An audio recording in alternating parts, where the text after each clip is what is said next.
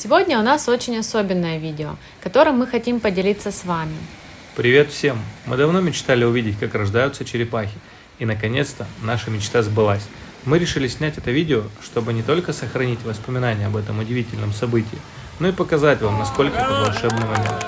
Этот опыт нас очень тронул, и мы хотим рассказать вам о том, как мы готовились, что почувствовали, когда увидели первых маленьких черепашек, и как познакомились с людьми, которые помогают этим крохотным существам выжить.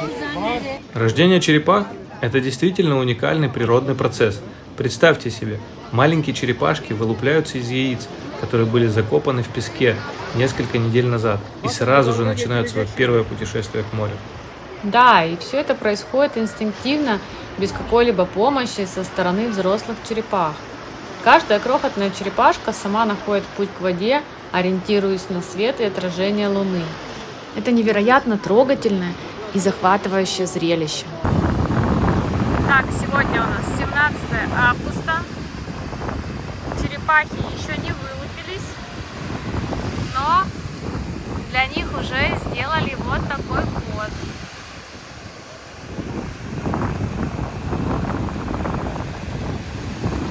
Со дня на день, точнее с ночи на ночь, они уже должны вылупиться. У них сроки стоят 15-30 августа. Вот такая вот.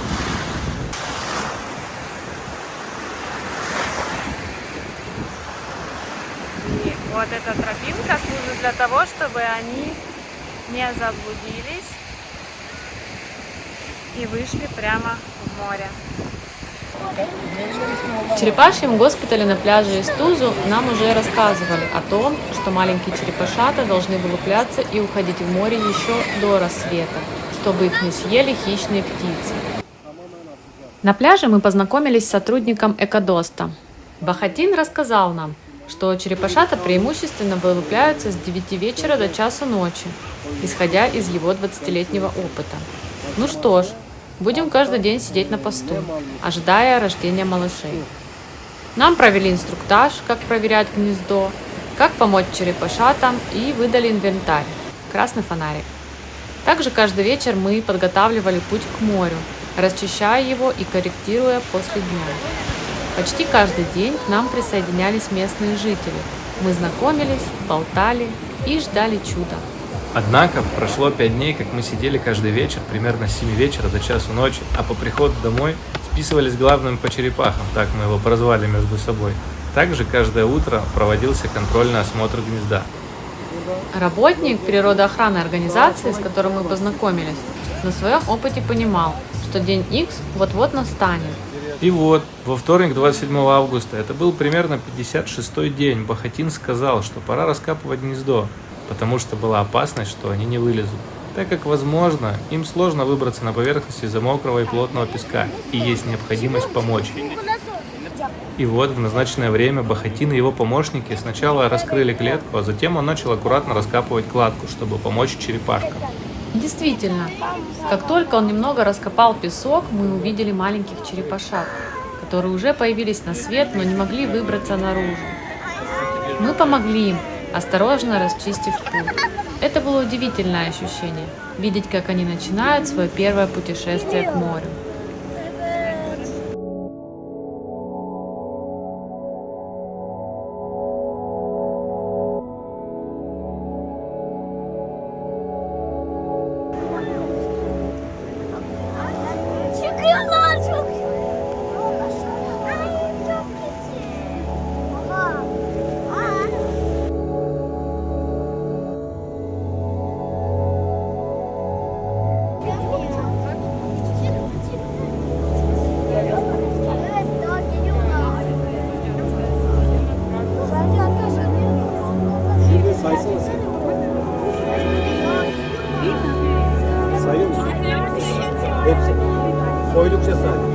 Хотя мы не видели, как они вылуплялись из яиц, радость от того, что мы помогли этим маленьким созданиям сделать первые шаги к морю, была неописуемой.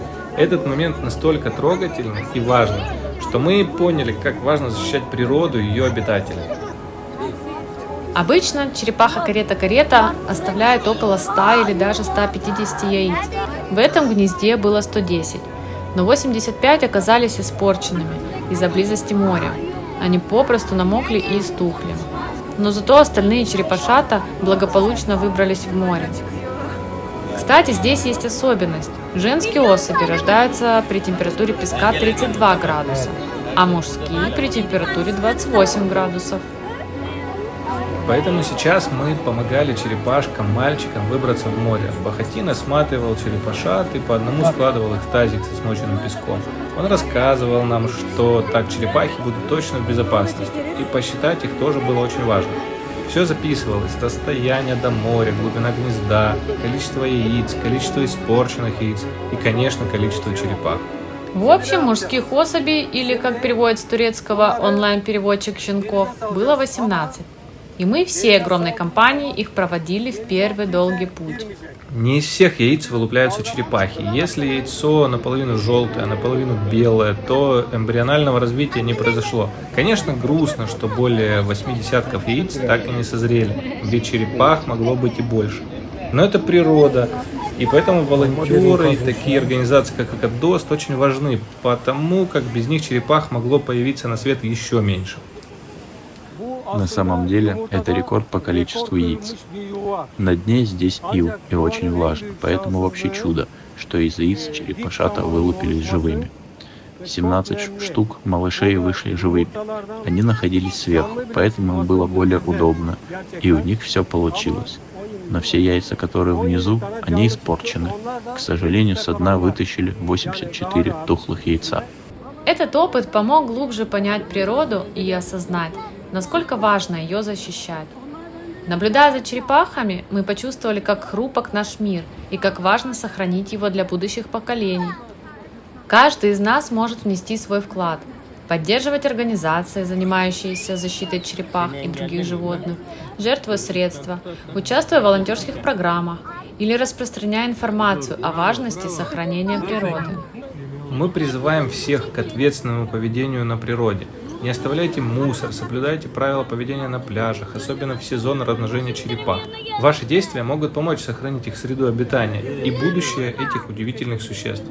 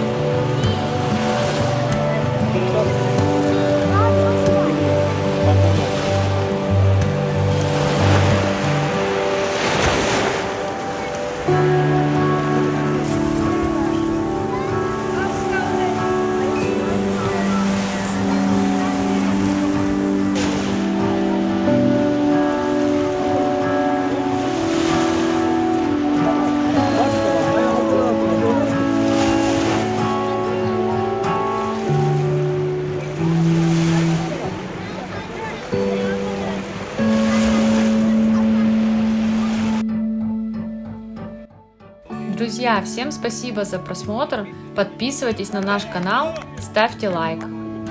Поделитесь в комментариях, видели ли вы рождение черепах или поделитесь своей подобной историей. И вот так. На этом все заканчивается. Получили дипломчики, все, кто сидел и следил. И сегодня вот мы уже разбираем.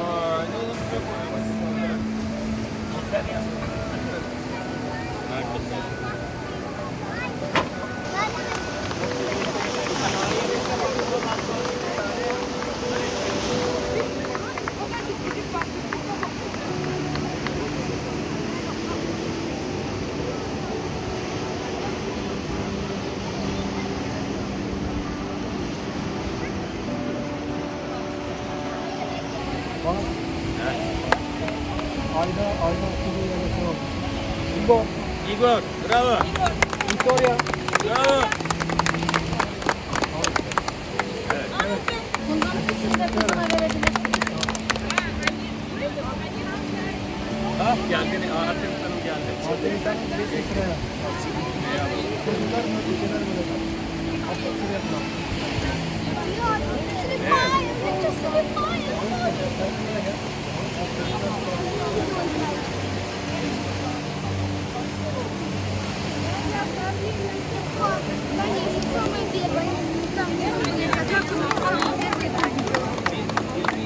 Yapabilir miyim? Evet. Gerçekten Ekvadors'u burada tanıdım ben. Tesadüfen kapımız önünde senelerce göremeyeceğimiz bir olayı yaşıyoruz bugün. Hakikaten çok önemli. İyi ki varsınız. İyi ki bu hayvanlara destek oluyorsunuz. Doğaya destek oluyorsunuz. Teşekkür ederiz. Biz size teşekkür ediyoruz. Bir gün size sertifika vermemiz lazım ama teşekkürler.